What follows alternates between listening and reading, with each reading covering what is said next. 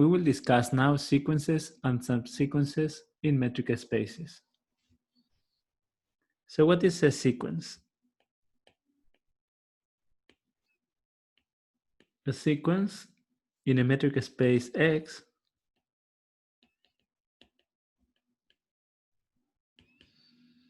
is basically a function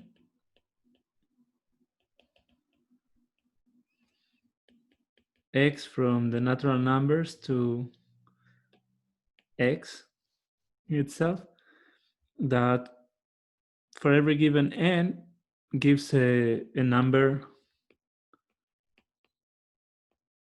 x of n that we usually write x sub n.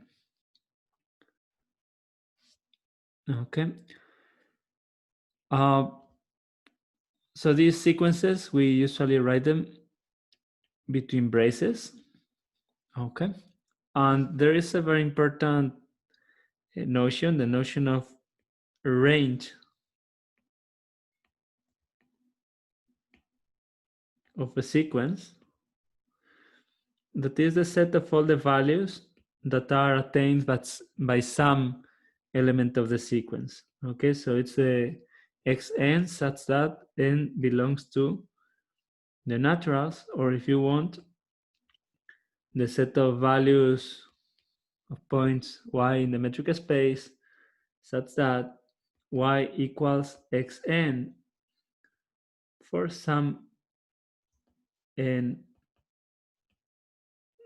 some index n. Okay, let's see some examples.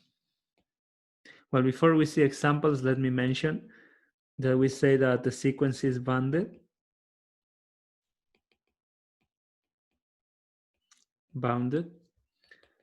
If its range is a bounded set.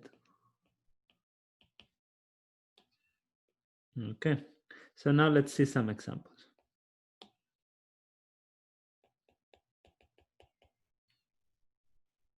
For instance, we could consider the sequence xn, where the xn is, let's start with something easy. It's the number 1 for every n. Okay, so in this case, the sequence itself, I want to make the distinction very clear. What is the sequence? What is the range? The sequence itself is an infinite string of ones. We can also write the sequence. The braces are the notation for set. Okay, and then we can either write the formula xn, or we can write every element in the sequence.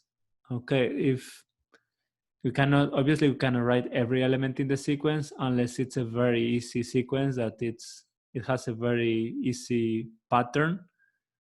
Okay, or it's repeated, as in this case. In this case, it's infinitely many times the number 1.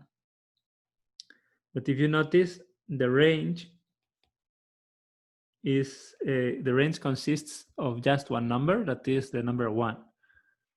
Okay, so we see here that the set of values of the sequence, that's just the number 1, is a subset of R with only one element, as opposed to the sequence that has infinitely many occurrences of these of the values in the range. Okay, in this case, the number 1. Now, this was well, obviously the sequence is bounded.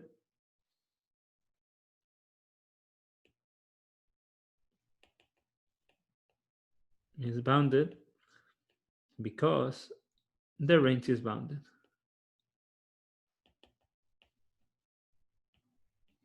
In fact, the range is finite in this case because it's only one number. Okay, let's see. We could have the sequence 1 over n for n equal 1, 2, 3, and so on, the natural numbers, right? In this case, xn is 1 over n. I'm using the different notations that we have introduced. And we have our sequence. We could write it also as 1, 1/2, 1/3, 1/4, and so on. Okay, these are sequences we are used to see because we are dealing with real numbers. Okay, so no problem there. In this case, the range is also the same set: 1, 1/2, 1/3, 1/4, and so on. Okay, because each term of the sequence appears only once, so all of them are in the range. And we can see that the range in this case is infinite.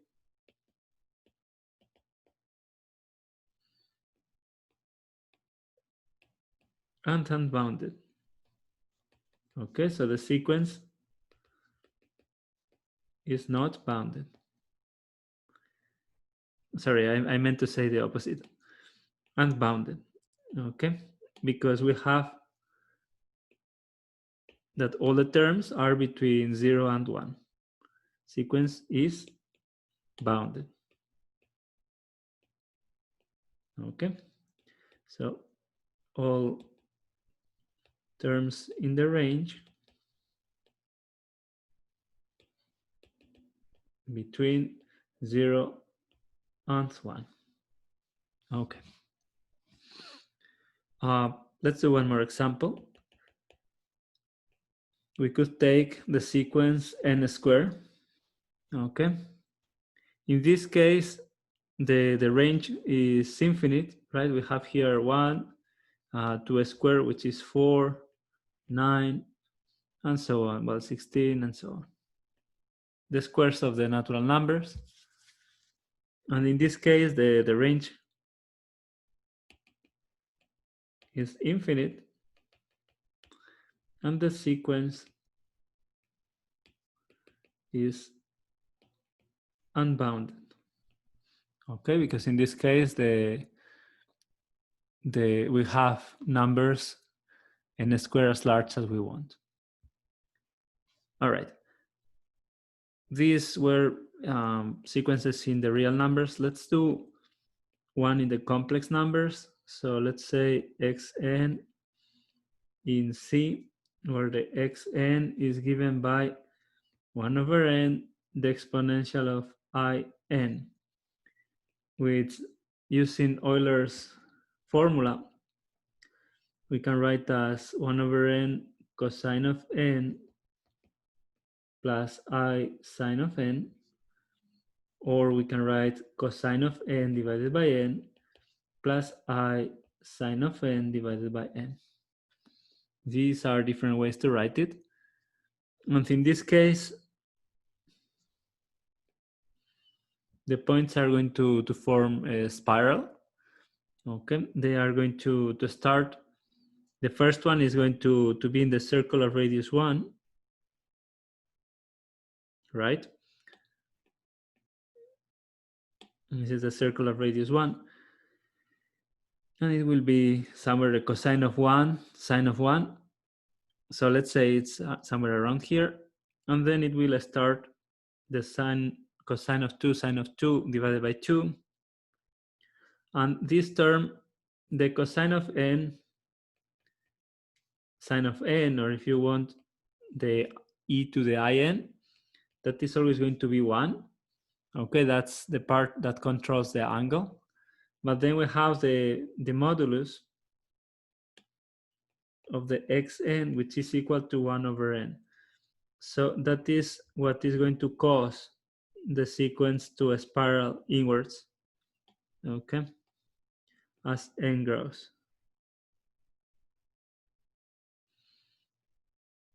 So in this case, we have, again, that the range is infinite because we have an infinite number of points in the complex plane, okay? But the sequence is bounded.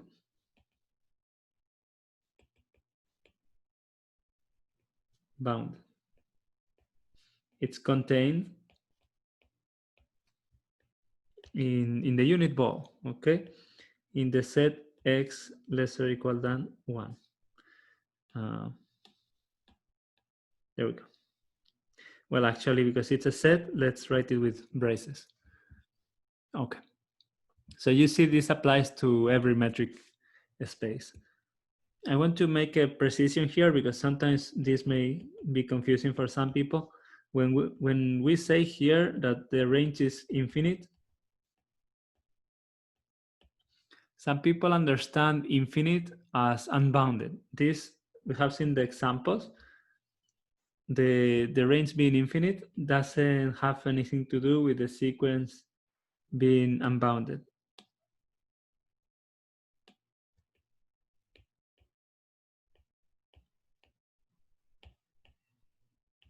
Okay, we have seen that some sequences with infinite range are bounded, some of them are unbounded. Okay, the infinite range means that the number of points that are in the sequence is infinite, but they could, I mean, the same way we have infinitely many points in a segment, in a bounded segment, it's the same issue here. Okay, just making sure that we are on the same page. So these are sequences. What are subsequences?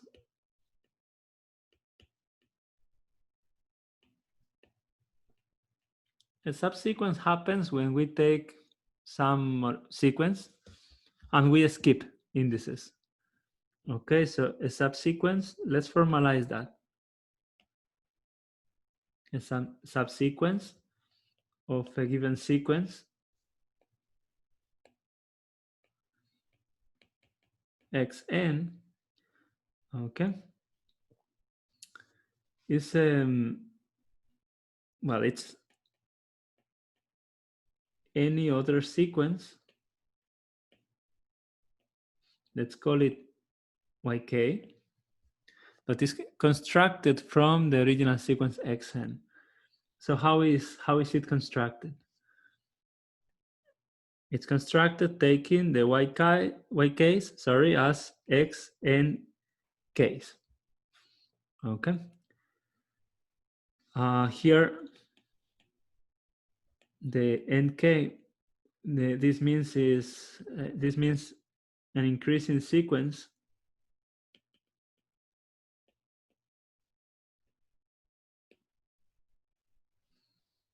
of natural numbers, n1 less than n2 less than n3, and so on. So for example, if I had let's start with a simple example. Let's say we have xn that is -1 to the power n. Okay, so here my sequence xn is going to be -1, 1, -1, 1, and so on, alternating forever. Okay, so I could take, for example, the subsequence ik, which is x sub 2k. Okay, so I'm taking n equal to 2k.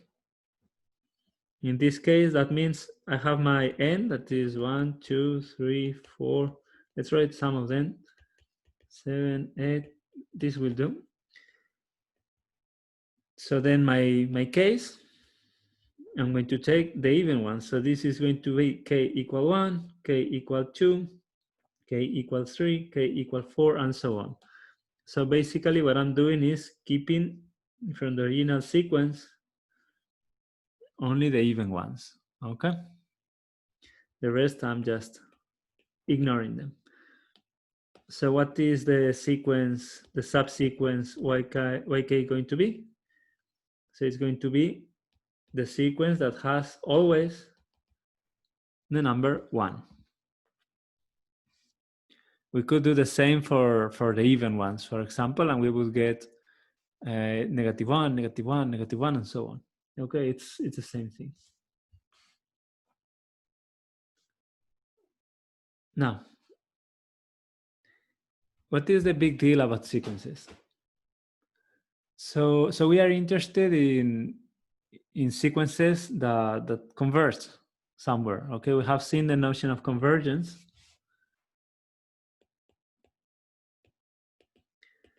And it turns out that the notion of convergence, the convergence we have seen in calculus for real numbers, sequences of real numbers, is going to work in the general framework of metric spaces. Okay, so we just need to define it properly, carefully. So a sequence of points,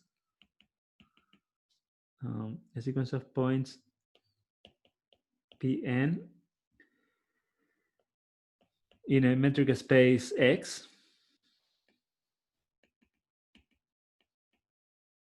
Here it's important that it's a metric space, because metric spaces have a notion of distance, and convergence is all about distance. Okay, how far we are from a limit.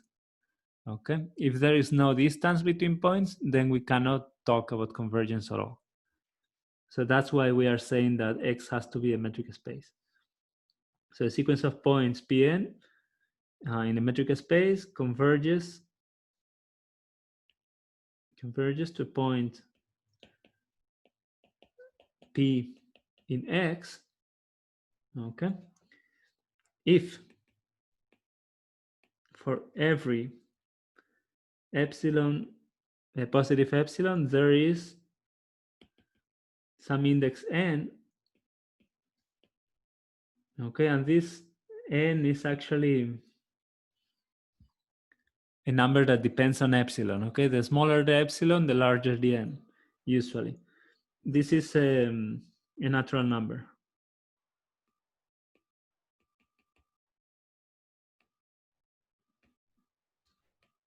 Okay, such that for all n larger or equal than n epsilon, one has that, let's state it with distances, one has that the distance between Pn and P is less than epsilon, or we can write it in terms of balls, that Pn is a point in the ball of radius epsilon around P. Okay, it's the same thing. Here, wait, parenthesis, there we go. Here we are going to write that the limit as n tends to infinity of xn, Pn is P, or that Pn converges to P with an arrow. Okay, this is for convergence. Now, if a sequence does not converge, we say it diverges.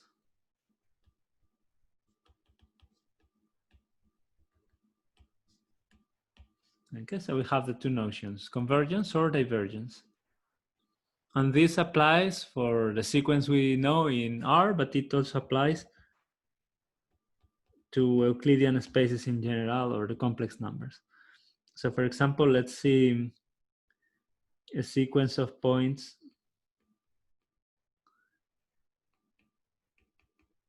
xi is in this case is a sequence in Rn. Okay, and here let's write each of these xi, let's write it as, these are vectors, right? So this is xi1, xi2, xin. So here it's a bit tricky, right? Because we have a sequence of vectors. So for that you need a subindex. But then within each of the vectors, you need another subindex just to denote the coordinates. So it gets a little messier. I mean, it's not a big deal, but we need to be a little more careful. All right. So once we write it like this with the coordinates, then we say that the sequence xi converges to a point P in Rn if and only if each of the coordinates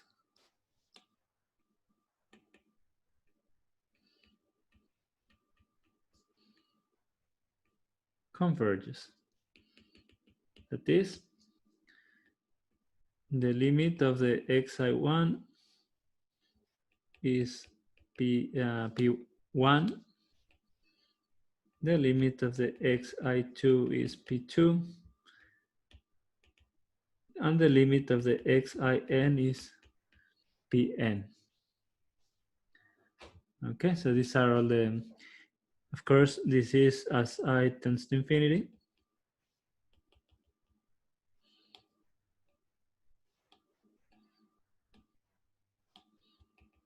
There we go. So here we are saying that when we have a sequence of vectors in Rn, of points in Rn, there is convergence if each of the coordinates converges individually. This we can see using any distance in Rn. For example, the usual distance with the square root of the sums of the squares. We can also consider more precise examples in the plane. For example, we could take xn, which is 1 over n, 1 over n squared in the plane. Okay, and we may guess, based on what we just said, that xn is going to converge to 0. The 0 vector, which is 0, 0. Because each of the coordinates converges to 0, right?